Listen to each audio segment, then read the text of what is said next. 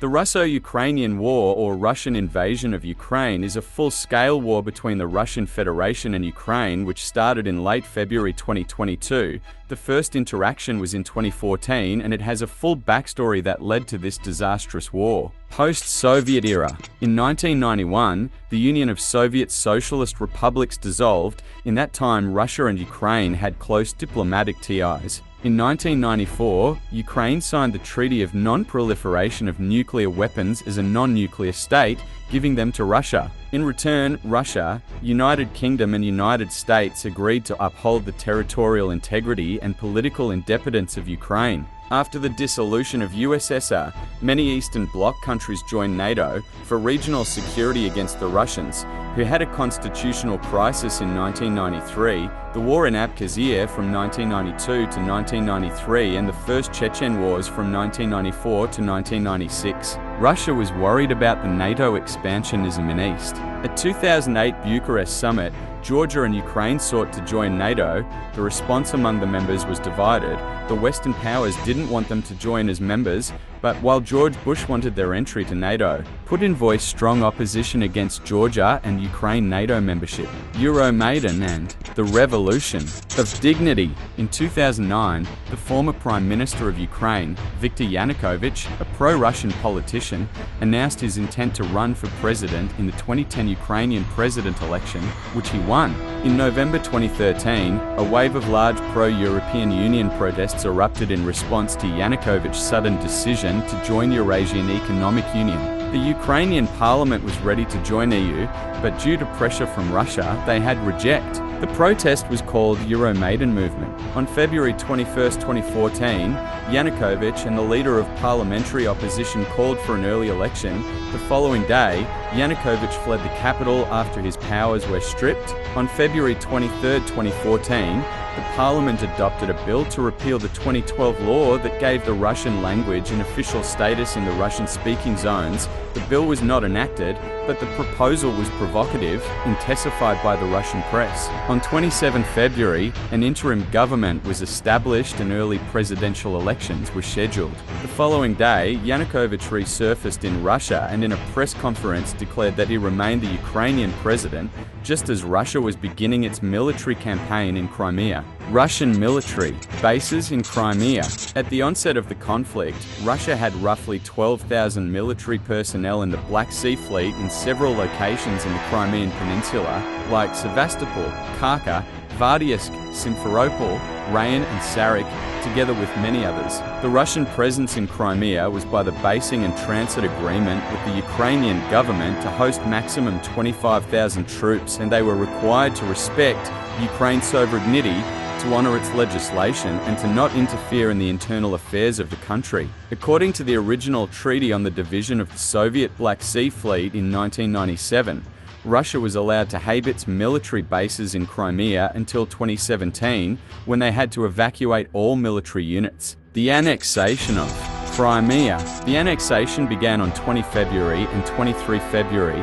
Russian troops and special forces began moving into Crimea.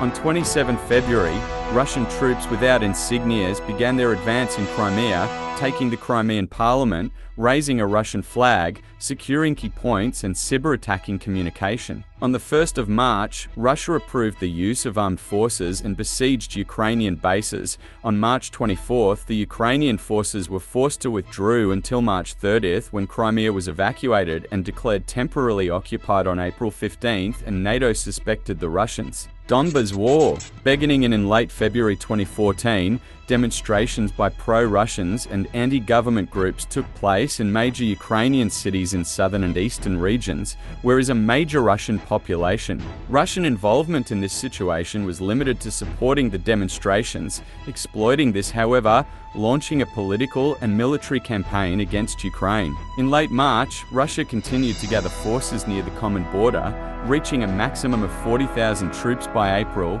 Ukraine directed its troops from Crimea to Donbas forces to meet the Russian invasion head-on. The Ukrainian authorities cracked down on the pro-Russian protests and arrested local separatist leaders in early March. By April, the Russian citizens had taken control of the region and held a referendum for Donetsk independence alongside with Cossacks and Chechens being held on May 11th. In April, armed conflicts erupted in East Ukraine between Russian-backed separatists and Ukrainian army. The separatists declared the People's Republic of Donetsk and Luhansk. From 6 April, militants occupied important city points, and on 15 April, Ukraine declared the anti-terrorist operation. By the end of April, Ukraine announced that they lost control over the two provinces, claimed to be on full combat alert against a possible Russian invasion. In May, the Ukrainian campaign focused on containing the separatists by securing key points around the conflict zone. As conflict between the Ukrainian forces and the separatists escalated in May, Russia began to employ a hybrid approach combining disinformation tactics, irregular tactics, regular Russian troops, and even send volunteers and military support. The first Battle of Donetsk Airport followed the Ukrainian presidential elections, marking the turning point. The war was the first battle between separatists and the Ukrainian government involving a large numbers of troops, making about 80% of the combatants. By the end of July, the Ukrainian forces cut off the supply routes between the two separatists. After a series of conflicts, the Russians sent military convoys to the separatists, seen as a direct Russian invasion, after the Ukrainian forces began to advance near the border, urging a military intervention from Russia. Losing this war on the territory that Putin claimed as New Russia would threaten Kremlin's power and president's powers. In response to the deteriorating situation, Russia abandoned its hybrid approach and began an invasion that the Russian Minister of Defense claimed that the troops crossed by accident. In mid-August, during the Battle of Ilovaisk, there were 25,000 Russian troops fighting in Donbas. On 24 August, the Russians occupied Ambrosivka, the same day when the Ukrainian president declared this war as Patriotic War of 2014 against external aggression. On 25 August, a column of Russian military have crossed on the Azov Sea coast near Novozovsk towards Mariupol. The Speaker of Upper House of Parliament and Russian state televisions acknowledged that Russian soldiers entered Ukraine, but referred to them as volunteers fighting for the Russian world. Minsk Ceasefire. On 3 September, Poroshenko said he and Putin had reached a permanent ceasefire agreement that the Russians denied and declared that they only discussed how to settle the conflict and that the separatists are going to liberate Mariupol. On September 5th, the Minsk Protocol ceasefire agreement drew a line of demarcation between Ukraine and the separatists-controlled portions of Donetsk and Luhansk oblasts. A new package of measures to end the conflict, known as Minsk II, was agreed on February 15, 2015. On February 18th, the Ukrainian forces withdrew to Buildup in the last high-intensity battle until 2022. This conflict took the lives of 8,000 people. Kerch Strait incident. In 2014, the Russians gained de facto control over the Kerch Strait. In 2017, Ukraine appealed to a court of arbitration over the use of the strait. By 2018, Russia had built a bridge over it, limiting the size of ships that could pass trough, imposing new regulations, and detained Ukrainian vessels. On November 25, 3 Ukrainian boats traveling from Odessa to Mariupol were seized by Russian warships. 24 Ukrainian sailors were detained. A day later, the Ukrainian parliament overwhelmingly backed the imposition of martial law along Ukraine's coastal area and those bordering Russia. In May 2019, newly elected President Volodymyr Zelensky, a former comedian, took office and promised to end the ongoing Donbas War, where 110 Ukrainians were killed in that year. Russian military build-up around Ukraine. From March to April 2021, Russia commenced a major military build-up near the border, followed by a second build-up between October 2021 and February 2022 in Russia and Belarus, but Russian government denied an attack. In early December 2021, following Russian denial of an attack, the United States released intelligence of Russian invasion plans, including satellite photographs showing military equipment around the border that predicted a future invasion plan. In the months preceding the invasion, Putin stated that Ukraine was full of Russophobia and that was the first step to the genocide of Russian-speaking population. In a speech addressed on February 21st, Putin questioned the independence of Ukraine, as it never had one before. He also incorrectly stated that Lenin created Ukraine and Joseph Stalin extended it. Following the Second World War, and Crimea was given by Nikita Khrushchev to Ukraine.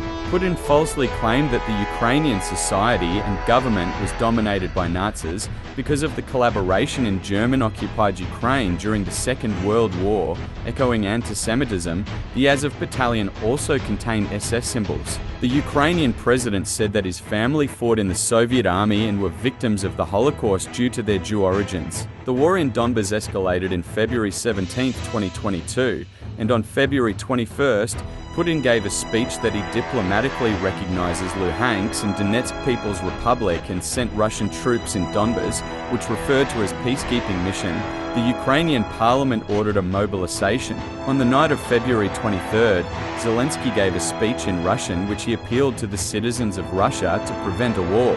He rejected Russian claims that Ukraine is Nazi and stated that he had no intentions in Donbas. Full-scale invasion. The 2022 Russian invasion of Ukraine began in the morning of February 24th, when Putin announced a special military operation to demilitarize and denazify Ukraine. Minutes later, airstrikes began and the Russian troops marched into the land. Ukraine ordered general mobilization and martial law.